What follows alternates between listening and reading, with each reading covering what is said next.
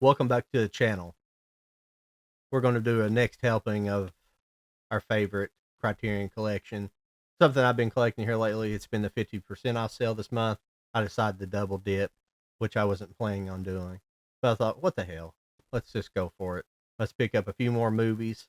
And that's what I did, and that's what I'm going to show you. Plus, I got a couple other things at the very end that are not Criterion that I picked up on Amazon that I do want to share with you. And so I don't have to make just a separate video from those. Maybe I should have, but we'll throw them in there anyways. And let's get started. The first up is the Roaring Twenties. Front and back for you guys. This was a $49.99. This is the 4K, so it's 25 bucks after 50% discount. I'm going to start giving you guys some Google quick facts here on these movies so you know a little bit more about the actors, director, and things like that. Just go through it real quick. The director was Raoul Walsh. The genre is action, gangster, crime noir, drama, mafia, thriller, crime, film, suspense, mystery. It's a little bit too much. I don't know if being in 39 is probably not actually a film noir, but it's they're going by the aesthetic, not what I consider a noir. The actual aesthetics part of it, but not everything. It was release date was October 23rd, 1939. This has James Cagney, as you've seen from it, and also Humphrey Bogart's awesome, Priscilla Lane, Gladys George, Frank McHugh. That's as far as I'll go because that's I'm pretty sure Joe Sawyer, Jeffrey Lynn, not Jeff Lynn from ELO. But Raoul Walsh also, I was going to see what else he directed because the name is very familiar. And let's see, White Heat, High Sierra. That's one. That's another great Humphrey Bogart movie. The Roaring, which is another James Cagney movie. James Cagney is another actor that I want to quote all the time, but his name just don't roll off my tongue for some reason. It's so weird. The Big Trail. Let's see anything else. Bunch of good movies. Bunch of good movies here. Excellent. He's 6 foot even, if anybody cares. All right, there's some quick facts on the Roaring Twenties. We'll take a little bit of extra. We'll go ahead and bop into this, get into it, and see what's under the hood, so to speak. This is the 4K edition, so looking forward to watching this. This is a movie I don't think I've seen. I've seen quite a few other James Cagney movies, excuse me, and haven't seen this one. He made a lot of movies, obviously, but it's a great combination. Cagney and Lacey. No, excuse me. Cagney and Bogart. Why is this? Don't you hate when I've actually done this before with DVDs? Like they'll have a tough outer layer, kind of like these do, and you'll actually grab a hold of the, especially if you're going from the top, you'll grab a hold of the actual dust cover of this, and I've actually pulled them and warped them. That's happened like once or twice. Not much more than that. You can usually tell when you get a hold of it, but sometimes it's too late. All right, here's the inner cover here. Maybe we're going too slow on these, but I'm going to be a little more detailed from now on. Give you guys a little bit of a background on it. Like I said, I have not seen this movie, so I know nothing about its actual storyline. I'm not going to read the back of it. You can kind of guess what it is. It's a gangster movie. I read a little bit of the back of it just to see if I really wanted to buy it. It sounded pretty interesting. You got the 4K and the Blu-ray. Obviously, you got the usual cover. Here's the back of the cover. Let's see, is this a booklet? Nope, this is one of their fold outs.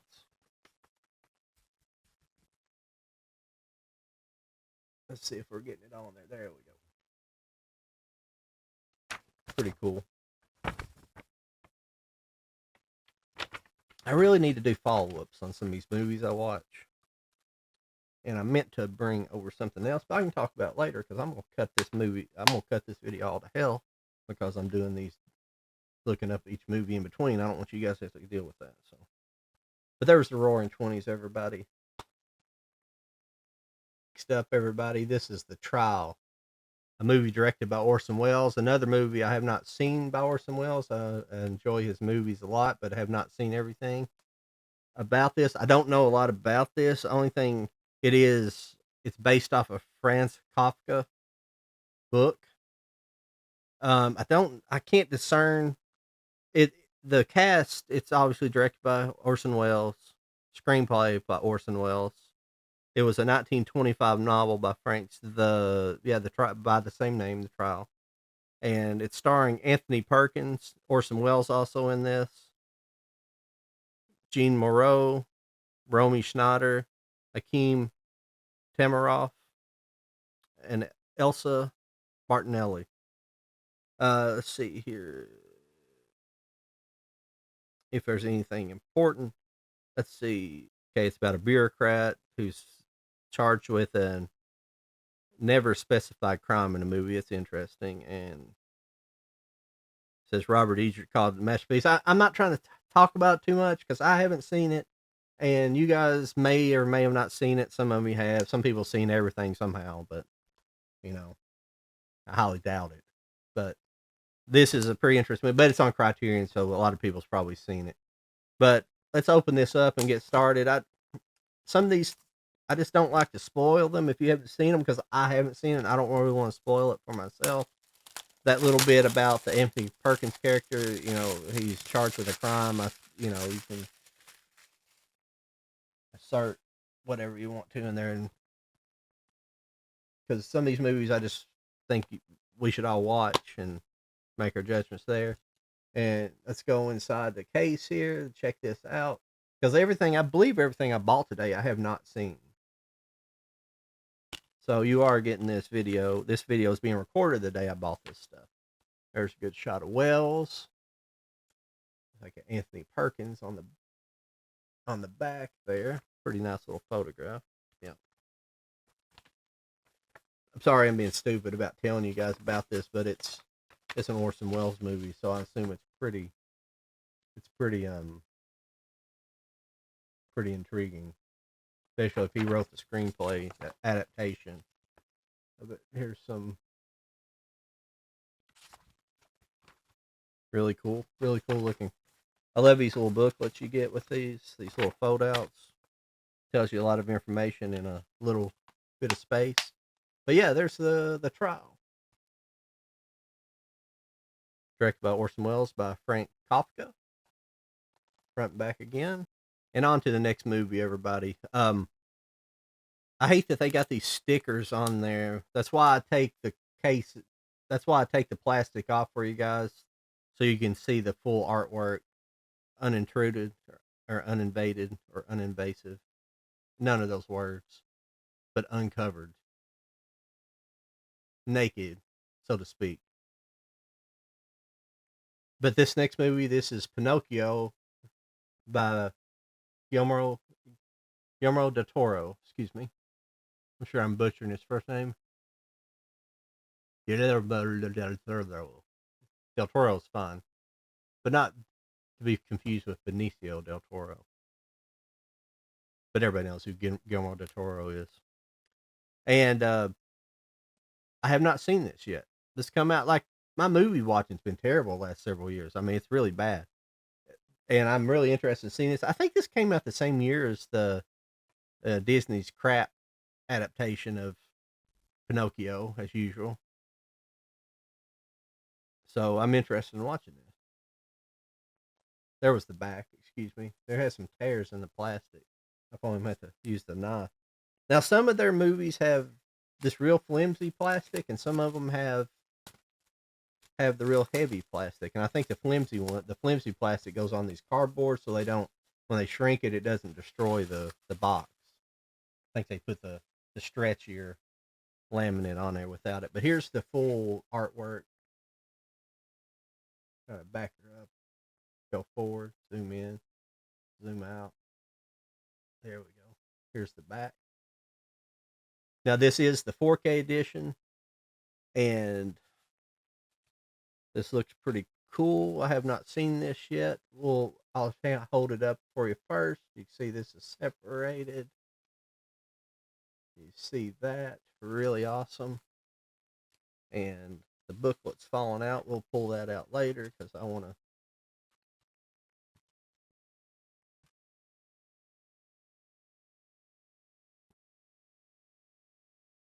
That's really cool. Really cool box. Um, Overall, I hope that's something that'll last in there because everybody knows they do some weird stuff with these. But here is the 4K and Blu-ray discs. I don't think there's anything behind here. No, there's no artwork behind. It's just the purple. So that's pretty cool. So we do have this booklet, a pretty heavy booklet. I don't know if you guys can read that or not. It's kind of washed out. I've got pretty good lighting here, but it's kind of washing out. It's hard. It's actually hard to see just in good light with kind of artwork inside. Or that was a picture of Guillermo del Toro in front of that. I guess it's a kind of a stop motion puppet type movie.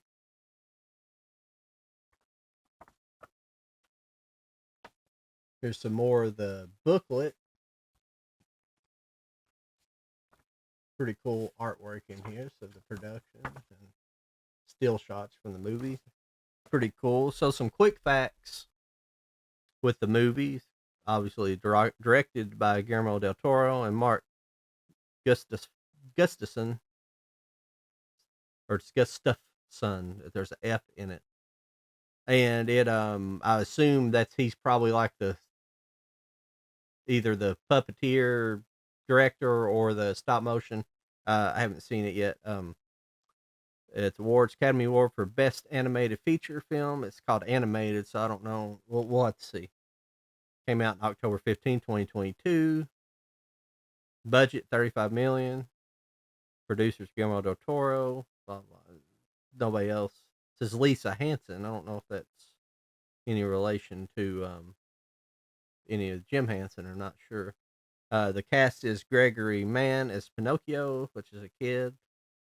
Ewan McGregor, Ron Perlman, Kate Blanchett, David Bradley, Tilda Swinton, Ben Wolford, and Christopher Waltz. Pretty awesome. Pretty nice cast. Looking forward to that. Looking forward to watching this. I don't know. I might watch this later on tonight. I was trying to decide if I wanted to watch a movie tonight, or when I watched a movie tonight, what movie I was going to watch, and I think this is going to be Pinocchio. You do get the one thing about this is it is made to wrap around this, so it has support, so it's not like. But the problem is like when you are going to be slipping it in and out of this case all the time.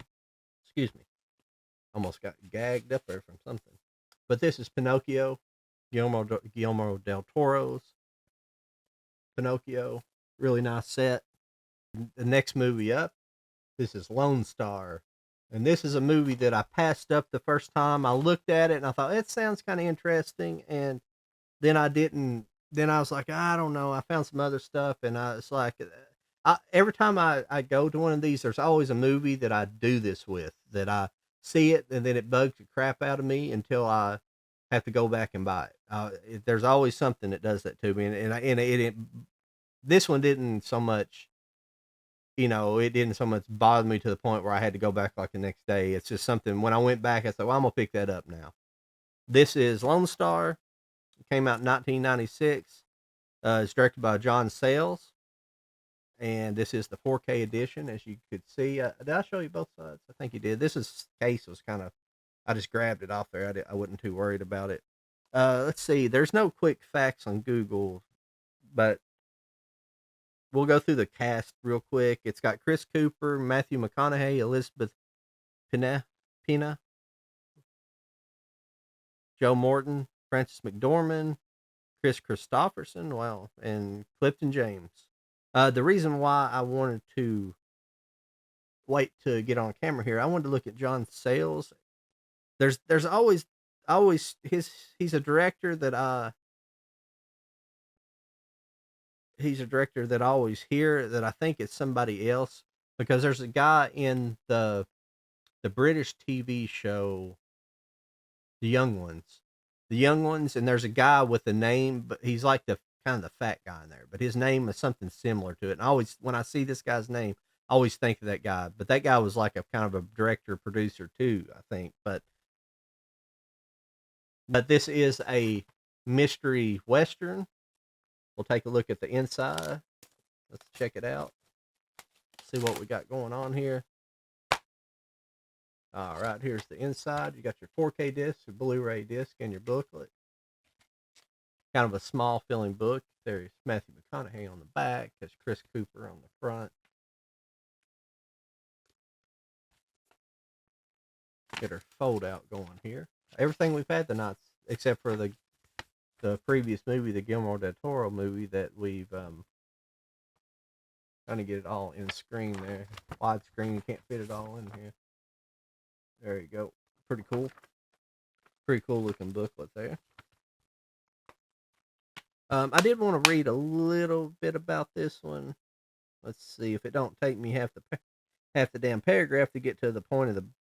They basically find a body buried under a house in this small town in Texas. Pretty sure it's Texas. And it's kind of a strange occurrence, and they basically they go out to solve the mystery, solve the crime, so to speak.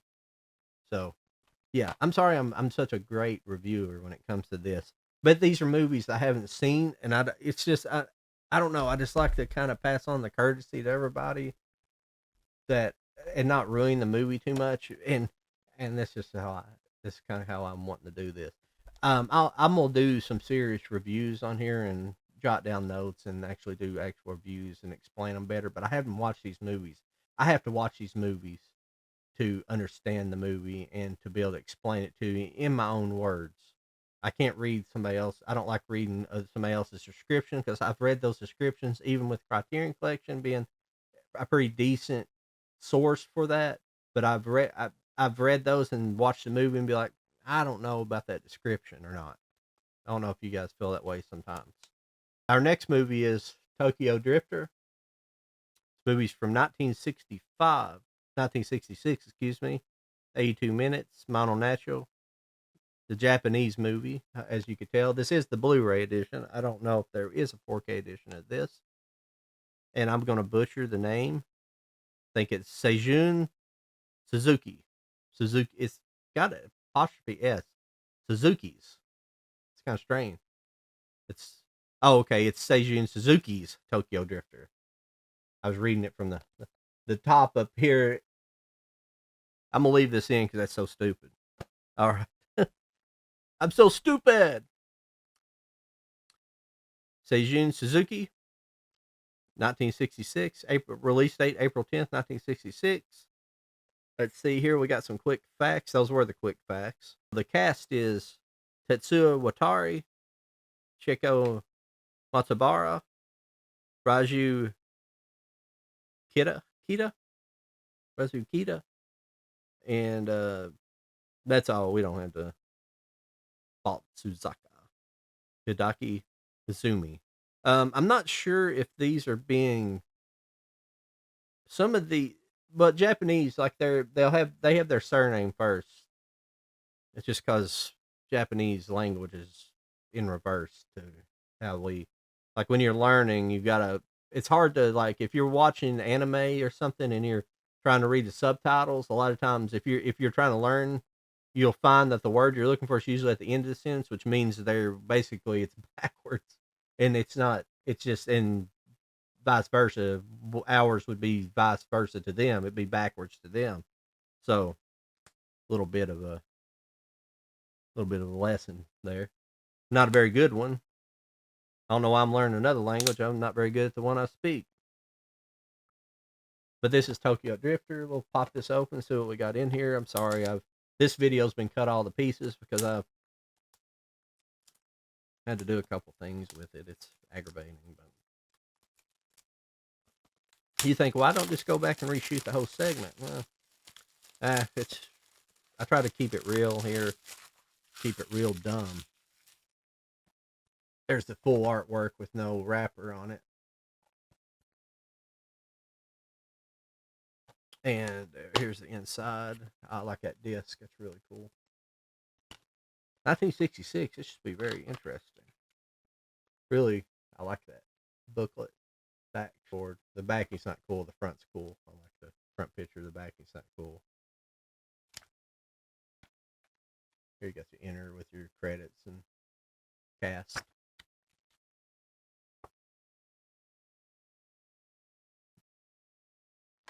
The one thing I do know about this from doing a brief read of the, usually I just have to read a little bit before I'm interested. I know, like, I usually pretty interested if I can read a few sentences or just part of the paragraph and enough to catch my interest. But this was, from what I understand, it's he's a former mob person who decides to go straight. So, and when I heard that, I was like, I'm watching it because those I like those. It's those type of movies. So that should be pretty cool. This is Tokyo Drifter, not Tokyo Drift, Tokyo Drifter. And I just now in my stupid head, even though I like Tokyo Drift the movie, the because I enjoy I enjoy those movies, but I've always liked Tokyo Drift a lot. A lot of people didn't like it. They said it wasn't Fast and Furious, and I say yeah, it is. I liked it a lot, but because they actually tried to cover it up in the timelines.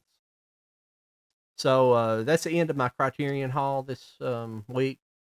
The second, it's probably about it as far as picking up individual stuff throughout the rest of the year and things like that. But now I'm gonna get into a couple of one more movie and one more TV set, and we'll get out of here, and I'll quit rambling on all night. But the next so the movie that I have that I've been wanting to see here lately is The Brutalist. I have not watched it yet. Didn't see it in the theater. Adrian Brody. And why I was interested in this is I know it's kind of sounds like George Costanza and everything. Oh, I like architecture. Well, I do appreciate really great architecture, but part of the reason that I do like architecture is because I used to live with a bunch of my friends were architect students, and eventually some of them became architects. But I had like three friends who was in architecture school. They all end up quitting. One of them did it to pursue music for a time period, and then he went back and finished his degree. The other two, I don't never did finish, um, but through my friend, I learned a lot about architecture and learned to appreciate it and learn about different architects, things like that. So the Brutalist is interesting, and the Brutalist is the type of I'm kind of into concrete buildings, and that's what kind of the Brutalist architecture was about. It's kind of bizarre concrete. Well, we'll read a little bit here in the overview of the movie. Um, this is Adrian Brody's character. Escaping post-war Europe, a visionary architect comes to America to rebuild his life, his career, and his marriage. On his own in a storage in strange excuse me, on his own in a strange new country, he settles in Pennsylvania, where a wealthy and prominent industrialist recognizes his talent. This movie is directed by Brady Corbett. Had Academy Award for Best Actor, leading role, $9.6 million budget. And let's see here.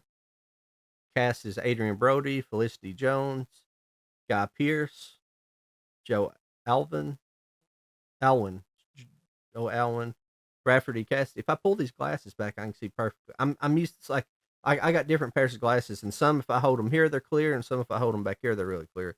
Emma Laird, Stacey Martin. Okay, we're getting into the people we don't know. But I will real quick. I'm going to find out right here on camera. I'm going to find out the name of this guy's. Um, and I guess I could have. His name is Laszlo Toth, the director or the architect. But he kind of invented what's called brutalist architecture. Can you give me an example of brutalist architecture in picture? Okay, this is this building here. I think it's part of one of the. It's one of the California. Let's see where it is. But this is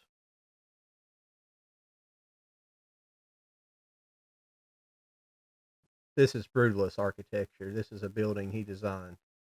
Concrete, kind of an upside down pyramid, but they came in all shapes and sizes. Brutalist architecture. Really cool stuff. I really like that stuff. Even though It is, some of it's kind of creepy, and some of it's not. We'll pop this open real quick. I have to figure out how to cut this video up a little bit so I can make it a little bit more palatable. Trying to figure out how this comes out. We'll slide this out here. Okay. All right, we have the inner guts of this out, and this is the Brutalist inside cover. I like what A24 has been doing with their. They have a whole section at Barnes and Noble for this stuff, but there's the inside cover. Sorry that you kind of get. This is the 4K edition. You get one disc with it though. Kind of disappointing. I'm trying to figure out how this works here. This is some kind of pull out. Okay, it looks like we get some cards here.